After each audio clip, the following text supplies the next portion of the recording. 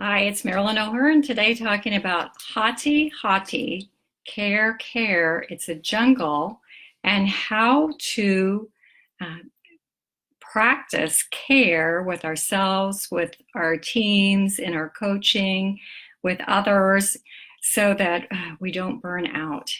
And Hati is the sign that I saw on streets in Bali when I was there, and the translation is care, care.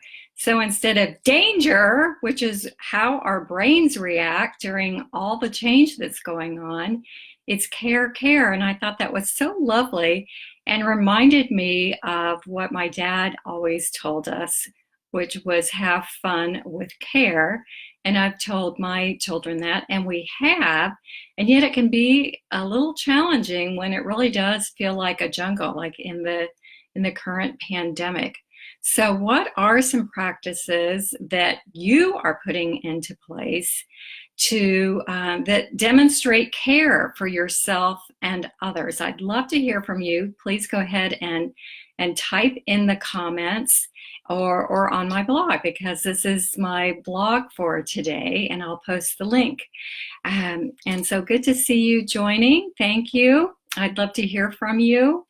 And number one for me for practicing care is going outside. So I have a quote on my vision board, and it is from Anne Frank. So remember, she was in hiding from the Nazis and could not go outside. So we can just imagine how much she longed to do that. And the quote is, "The best remedy for those who are afraid, lonely, or unhappy is to go outside, somewhere where they can be quiet, alone with the heavens, nature, and God, because only then does one find that all is as it should be, and that God wishes to see people happy under the simple beauty of nature." I love that. Hi, Patrick.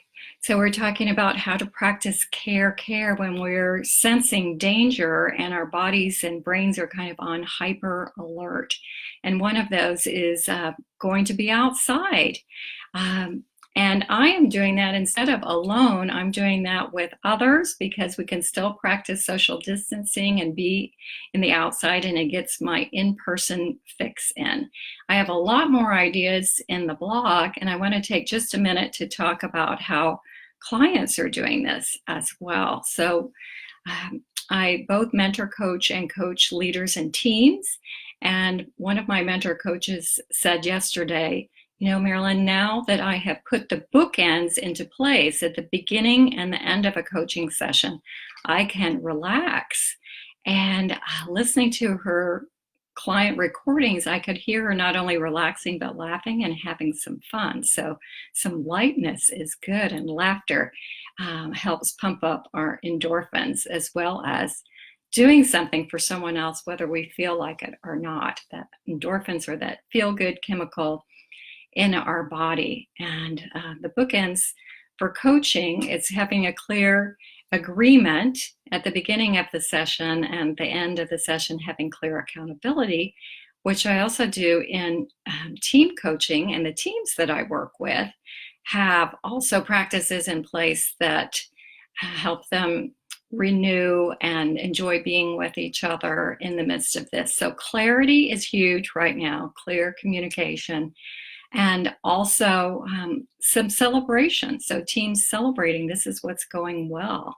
And I have a quote in the blog from a Harvard Business Review article about how managers can be checking in, and it's a coaching question to ask their teams. So sending you to the blog now. Great to be with you again. Please write in your comments things that you're finding, care practices in the midst of the danger that we're experiencing. So shifting our mindset from that alert, danger, danger, hati, care, care is the sign on streets in Bali when you get to dangerous curves. So I invite you to practice care and let me know what you're doing and how that's going. And thanks. We'll see you next week.